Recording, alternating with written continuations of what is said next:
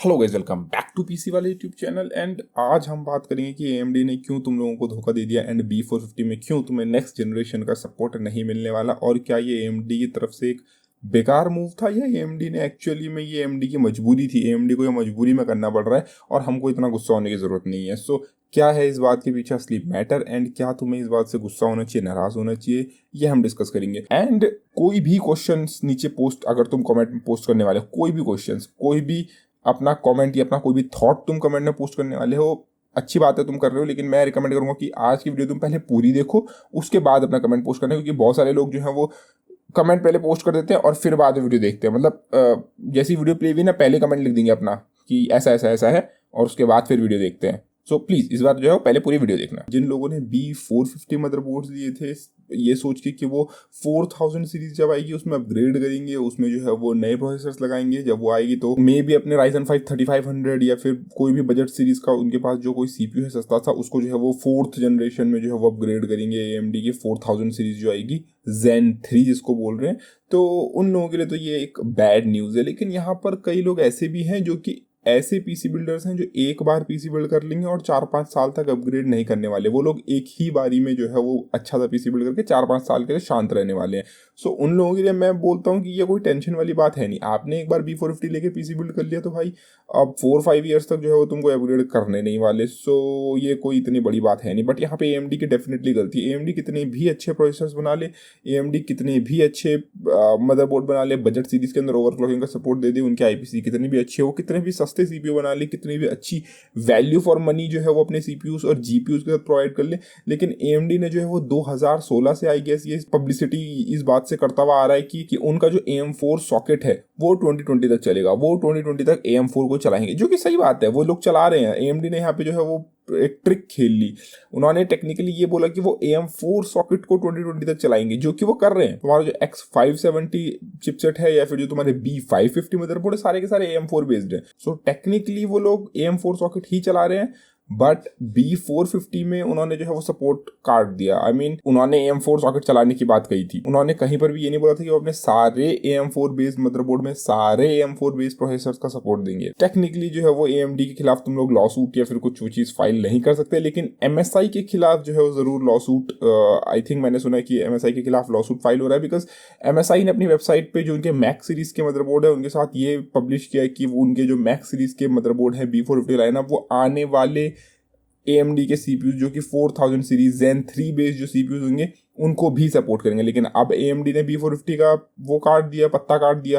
तो अब MSI का जो स्टेटमेंट है जो उन्होंने अपनी वेबसाइट पे पब्लिश किया हुआ है वो एक तरीके से फॉल्स एडवर्टीजमेंट हो गया, वो एक तरीके से गलत चीज हो गई, वो गलत चीज रिप्रेजेंट कर रहे हैं। तो MSI को जो है वो कोई भी कोर्ट में घसीट के ले जा सकता है कि भाई तुम लोग कैसे ये चीज एडवर्टाइज कर रहे हो, जब तुम्हारा B450 मदरबोर्ड सपोर्ट ही नहीं करेगा 3rd जेन का CPU, तुम अपनी वेबसाइट में ऐसा लिख के क्यों बैठे हुए। सो AMD को तुम कोर्ट में नहीं घसीट सकते, लेकिन MSI जैसी बेचारी कंपनीज को तुम कोर्ट में जरूर घसीट सकते हो। नाउ इन थ्योरी इसमें MSI की भी गलती नहीं है, क्योंकि MSI को भी नहीं पता था कि फ्यूचर में AMD ऐसा कदम या फिर ऐसा मूव चलेगा। लेकिन अब क्या हो सकता है, इसके पीछे क्या रीजंस हैं, AMD ने ऐसा क्यों किया? क्या AMD को वो इंटेल वाले शौक चढ़ गए? क्योंकि इंटेल तो अब कॉम्पिटिटिव रहा नहीं, इंटेल के तो प्रोसेसर्स जो है वो अब इतने रेलेवेंट रहे नहीं।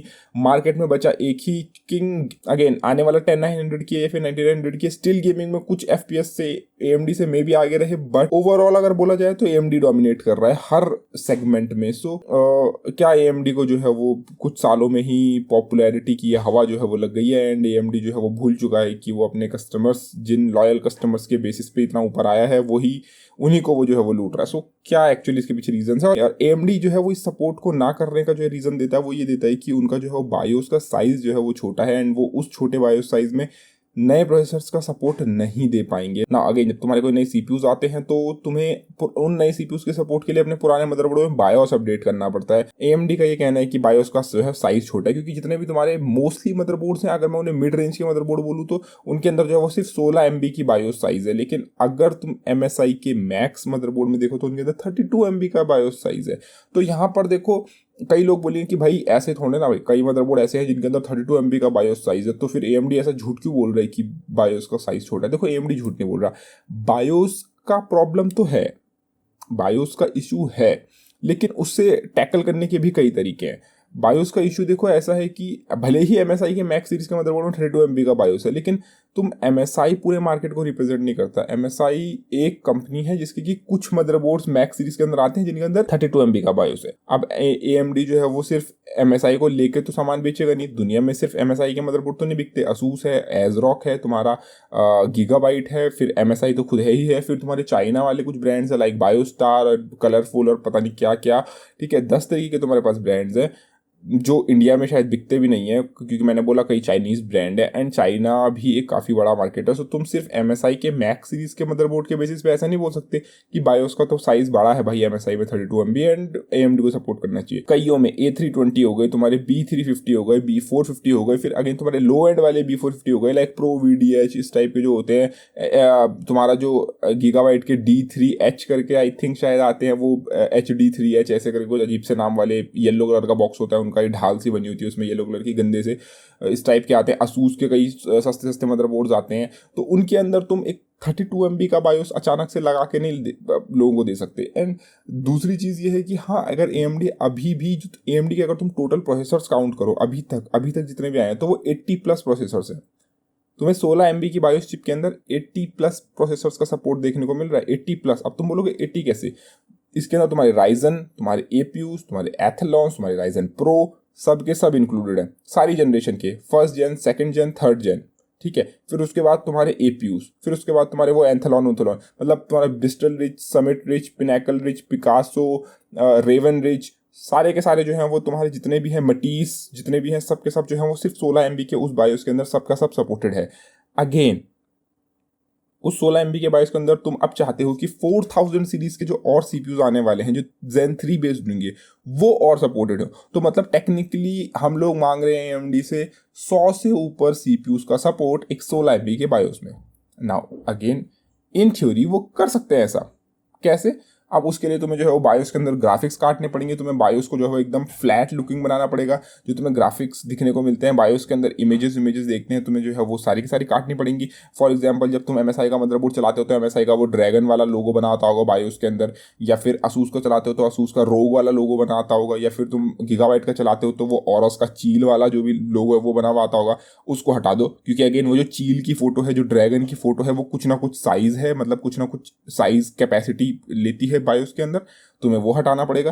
तुम्हारे जो फंकी फीचर्स हैं बायोस के अंदर, वो पंखों के एनिमेशंस एंड जो वो लाइंस बनी होती हैं एकदम एनिमेशन, तुम्हें वो हटानी पड़ेंगी, क्योंकि अगेन वो भी स्पेस लेती हैं।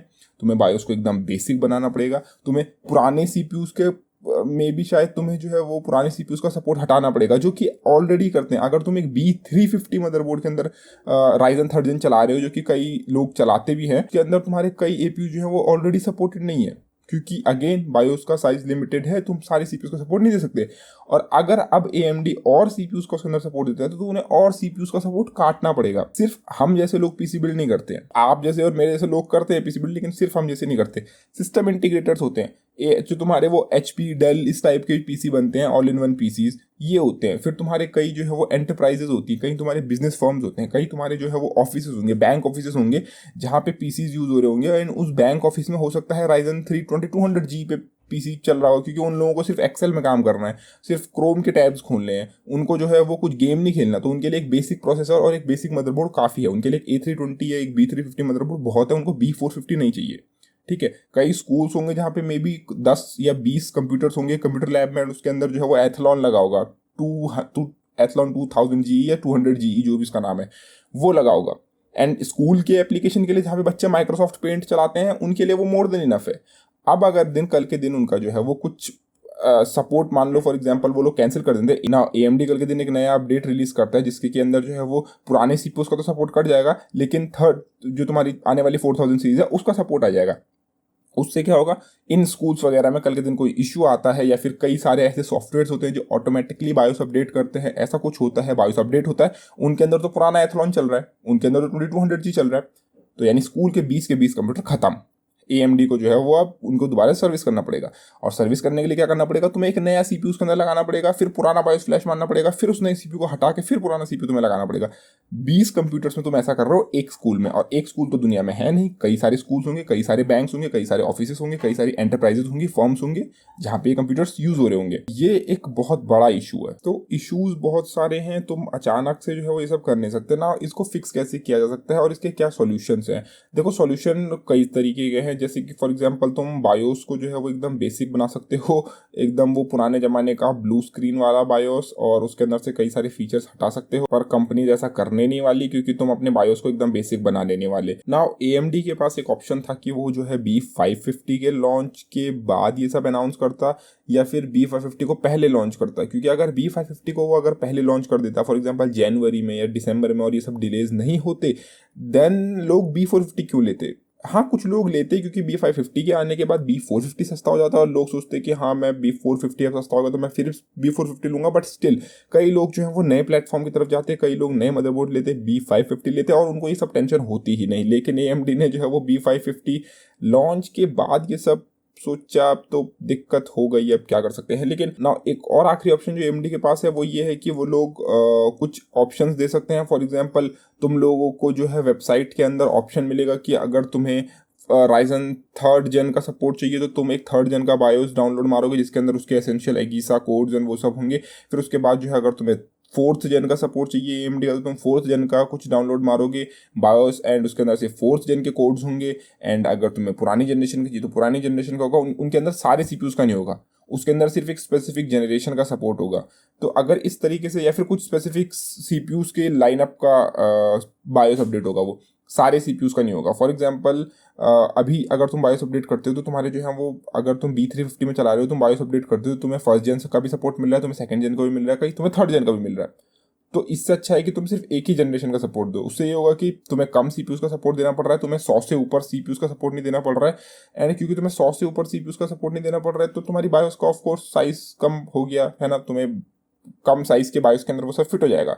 बट उसके अंदर फिर अगेन वही इश्यूज है जो मैंने तुम्हें पहले बताया कि ये जो है वो तुम करोगे, लेकिन उसके अंदर जो है वो कई लोग ऐसे होंगे जो फॉर एग्जाम्पल किसी ने एक B450 मदरबोर्ड लिया एंड उसको जो है वो Ryzen 5 3600 नहीं चाहिए, उसको 2700X चाहिए, किसी वजह से उसको नंबर ऑफ कोर्स ज़्यादा चाहिए। 2700X इस वक्त पे सस्ता मिलता है 3600 के मुकाबले, और उसको नंबर ऑफ कोर्स का ज़्यादा काम है, उसे ज़्यादा हायर IPC का फ़र्क नहीं पड़ता, उसे कोर काउंट का काम है। सो अगर वो बंदा लेता है एक Ryzen 7 2700H, लेकिन अगर मार्केट से वो एक B450 मदरबोर्ड उठाता है सस्ता वाला, एंड मार्केट में उसके अंदर जो है वो, क्योंकि नया मदरबोर्ड है, फैक्ट्री से निकल गया है, तो फैक्ट्री से तो सबसे उसके अंदर लेटेस्ट बायोस ही आएगा, एंड लेटेस्ट बायोस के अनुसार उसके अंदर 3rd जेन का सपोर्ट होना चाहिए, 2nd जेन का नहीं होना चाहिए। वो उसको लेके आता है घर में, 2700X चलाता है, उसका 2700X बूट नहीं होगा। क्यों बूट नहीं होगा? क्योंकि अगेन बायोस की फाइल साइज का इशू है। अब उसको जो है वो नया CPU लगाना पड़ेगा, उसको अलग से 2nd जेन का बायोस उसके अंदर डालना पड़ेगा, 2nd जेन का बायोस डालने के बाद फिर वो अपना 2700X उसको लगाएगा, एंड तब जाके वो उसको चलाएगा। एंड ये चीज़ AMD नहीं चाहता कि ऐसा हो, क्योंकि उसके अंदर जो है वो फिर मदरबोर्ड मैन्युफैक्चरर्स को अपने मदरबोर्ड्स के RMA के नंबर जो है बढ़ाने पड़ेंगे, उनके पास सर्विसेज जो है ज़्यादा आएंगी। तुम्हारे CPUs के अंदर जो है वो मे बी, क्योंकि एक DIY बिल्डर है, फॉर एग्जाम्पल जो तुम्हारे सिस्टम इंटीग्रेटर्स है, उनके लिए जो है वो हैसल बढ़ जाएगा, उनके लिए जो है वो टाइम बढ़ जाएगा, क्योंकि अगेन बायोस में टाइम लगता है, बायोस फ्लैशिंग में टाइम लगता है। तुम नहीं चाहते कि एंड यूजर, अगर तुम्हारा कोई HP का OEM PC ले रहा है, उसको जो है वो घर जाके बायोस अपडेट करना पड़े। अगर तुम एक OEM PC ले रहे हो तो तुम्हारा काम है कि तुम घर जाके उसमें कीबोर्ड एंड माउस लगाओ और प्लग एंड प्ले। तुम नहीं चाहते कि उसके अंदर तुम्हें अलग से फिर बायोस अपडेट करना पड़े। सो वो एक इशू है। एंड अगर देखा जाए तो AMD ने वैसे भी कई पुरानी जनरेशन के CPUs में जो है वो काफ़ी सपोर्ट दे दिया। तुम्हारा जो B350 मदरबोर्ड है वो 1st जेन को भी सपोर्ट करता है, 2nd जेन को भी सपोर्ट करता है, 3rd जेन को भी सपोर्ट करता है, एंड X370 भी तीनों जनरेशन को सपोर्ट करता है। सो AMD ने एक से ज़्यादा जनरेशन का वैसे भी सपोर्ट दे चुका है। सो ये एक जेन्युइन इशू है। AMD देखो अगेन टैकल कर सकता है इसे, एंड जो तुम्हारे मदरबोर्ड मैन्युफैक्चरर्स हैं वो चाहे तो और अगर AMD उनको अलाउ करता है, क्योंकि अगेन बात की जा रही है कि AMD उनको एसेंशियल कोड्स जो है वो सब प्रोवाइड नहीं करेगा, जिससे वो अनऑफिशियल सपोर्ट प्रोवाइड करे, क्योंकि तुम्हारे जो मदरबोर्ड मैन्युफैक्चरर हैं वो अगेन B350 के अंदर जो है वो अपनी तरफ से सर्टिफाई करके नॉन ऑफिशियल अपडेट्स दे रहे थे। मतलब कि AMD ने उनको नहीं बोला कि तुम B350 के अंदर जो है वो 3rd जेन का सपोर्ट दो, लेकिन जो मदरबोर्ड मैन्युफैक्चरर्स हैं वो अपनी तरफ से दे रहे थे, अपनी तरफ से गारंटी लेके दे रहे थे।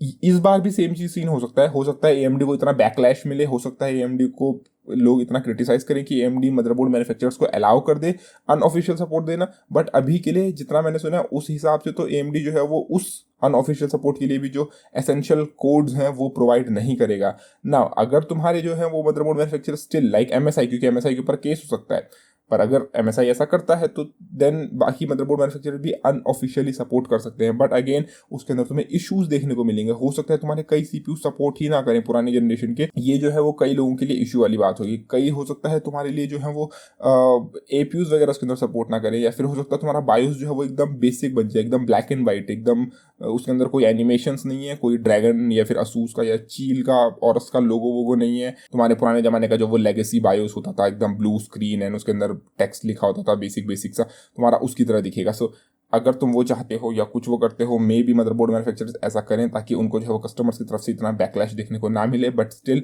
एएमडी की भी मजबूरी है, पर एएमडी के पास ऑप्शंस भी हैं कि वो मे बी कुछ तरीके टोटके निकालें जिसके अंदर की वो लोग ऐसा कर सकते हैं, ठीक है। बट बायोस का इशू जेन्युइन है, लेकिन उसको टैकल करने के भी तरीके हैं, बट फिर टैकल करने के तरीकों के साथ साथ जो है वो इश्यूज भी हैं। सो एएमडी में से कौन सा रास्ता चुनता है, क्या निकालता है क्या नहीं निकालता है, वो एक देखने वाली बात होगी। उम्मीद है तुमको वीडियो पसंद आएगी, अगर आई तो प्लीज़ को लाइक शेयर एंड सब्सक्राइब करें। धन्यवाद, बाय, टेक केयर गाइस।